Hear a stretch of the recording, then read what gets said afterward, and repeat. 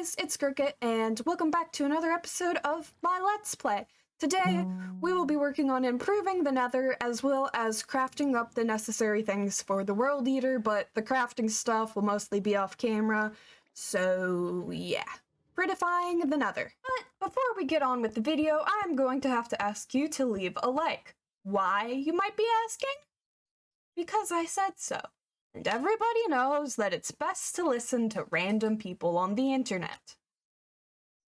Like the video. The first thing we need to do is link up a Nether portal that I put next to the end portal to, like, the rest of the Nether, because honestly, I don't really know where it is in reference to everything.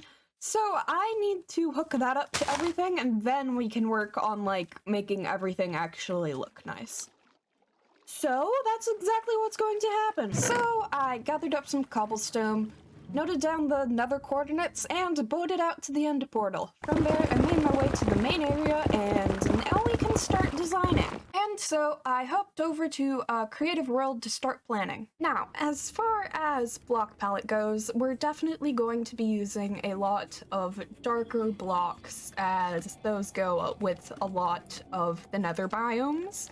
So we won't have to switch it off if we're, like, building something in a crimson forest compared to a warped forest. Those are the two different names, right? Like crimson forest and then the blue one's the warped forest, right? I think so. So, with that decided, now we have to figure out which dark blocks we're going to be using. And I think that I have come up with a block palette that I don't completely hate. So here we have polished basalt, mud, and smooth stone slabs. I don't think that I want to build, like, a central hub at the moment, so these will just be, like, little, like, balcony areas and paths. So now we have to, actually get all of the resources to build this stuff up. And so the first thing that we are going to build up is a basalt generator, so that I do not have to die in the Nether 1,000 times over in order to get all of the basalt that we need. So that's gonna happen. And so after building up the basalt generator, I stood there and mined away for a while until I had a couple stacks of stuff. Or at least what I would like to say, but instead I realized how, like, boring that was, and I decided to try and figure out how to make it similar to the cobblestone generator that we built a while ago. And so I have made a thing, that's for sure. This is definitely a thing. Probably could have... Did I just break it? No, I did not. Okay, whatever. But basically, it's a piston pushing the basalt up on a hopper clock, and then TNT also on a hopper clock. Then it all just kind of blows up, and it works. So we are going to build this over in the survival world. And so I have built up this monstrosity of a machine in my survival world. And added an on-off switch, because didn't have that in the creative world.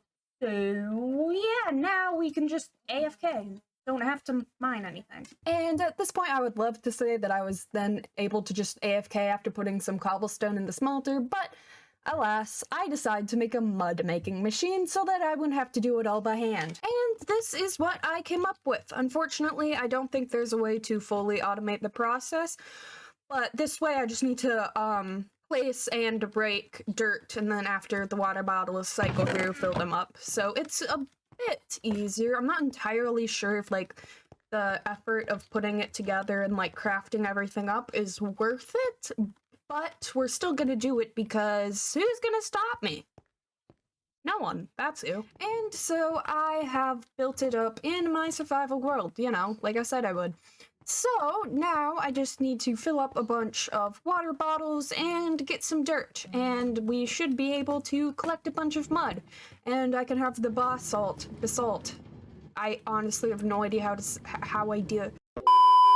We can have the basalt generator running in the background, and yeah, we should have everything that we need to build after I put, the stone in the smelter and stuff. Also, I did end up switching out the observer clock for a hopper clock with 2 blocks in it, but details. And now that I have grinded all of that out, and I have put the basalt and smooth stone through the stone cutter, we can finally start building. And the first thing that we are going to do in order to start building is shave a bit off of this ceiling here so that we actually have room for pillars and such, and then fill in these little crevices and whatnot so that we can, you know, actually build up the structures. Then we can, you know, actually start placing blocks. Breaking news, I have ran out of mud, so I've gotta go mine some more dirt and kinda get more. We've made some progress though.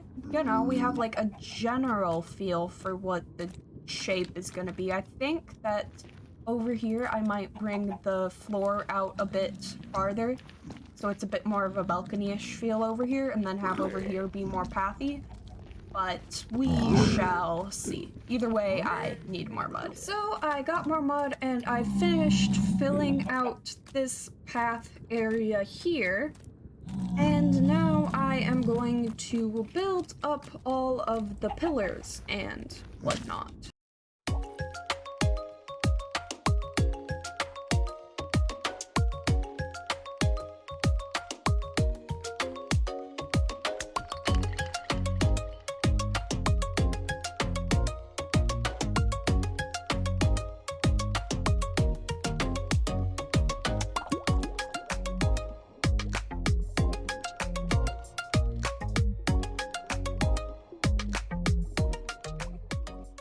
And now that I have built up this section, I think that I want to take a break from building and go get myself another elytra, because I'm kind of tired of walking everywhere. So, let's head over to the end. And so, after making a quick pit stop to repair my pickaxe, we are here in the end. So, time to hop through our little portal thingamajig and see if we can find a city. I then proceeded to instantly die. So we're not doing that.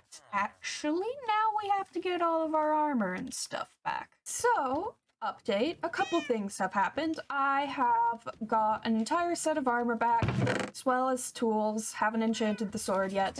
But then I also tamed this guy. I'm thinking I want to name him Clip, because he likes to no-clip his head into, like, blocks and chests and stuff. So, I'm going to do that. We need to capitalize letters here. Alright, Clip. There you are. Please do not die. Now, I'm also thinking that I want to name my tools at some point, just because that's kind of fun. But I don't know what to call them. So we're going to head over to where I marked out the perimeter and do math stuff to figure out exactly how much of stuff I need, because I don't know at the moment. So we may have a slight problem because I found one of the pillars that mark out the area of the perimeter, but I cannot find the center pillar. I'm guessing it's over that way now that I'm actually up here, but I'm not sure, so we may have a problem. And so I have done a bit of math to figure out everything that we need. So, if we look in our book here, the perimeter is 24 chunks by 24 chunks, because my render distance is set to 14. So that equals 384 by 384 blocks. TNT dupers are 2 wide, so we need 192 of those. Then we'll also need 192 pistons and observers to, you know, power the whole thing. And then the TNT dupers themselves need 6 slime blocks, 1 coral, 1 fence, 1 minecart, and 1 detector rail. So we have to multiply this supply list by 192, which, you know, rather easy for everything except for the slime blocks. I haven't bothered to do that yet. So that is everything that we need, which means now I have to, you know, craft it all up. Also, I figured out that I need 1,152 slime blocks. So this cut probably won't make any sense, but I have added a bit more to the little path here, pillar-wise, and if we do a cut over to the overworld, and we look in here, I have almost, okay, not almost, a little over 200 slime blocks, about 300 observers, I believe. Yeah, 320 observers, and that is all that I have gotten done so far, crafting-wise. So, another weird transition here, but I just got done trading with Bob and Rob here, so I am going to add a bit of texture to the pathing, I think, so that it's not completely mud. And then I think I'll finish up the columns for the section that we have, and then we'll see. But that is the game plan for now. So, update on the texturing. I think I like the different basalt mixed in, but I'm not a huge fan of the black stone, so we're gonna take these out and just do the basalt. And so here we have the finished section of our new walkway. I don't know what else to tell you. It's the finished section of the walkway. And so after one more AFK session over at the slime farm, I have about a stack and a half more slime blocks, maybe 2.5 stacks of slime blocks. I do not remember, to be honest, but that is where we are going to wrap up the video today. Make sure to leave a comment, like, subscribe, you know, all the things. Unless you want Clip to be sad. And you don't want Clip to be sad, do you?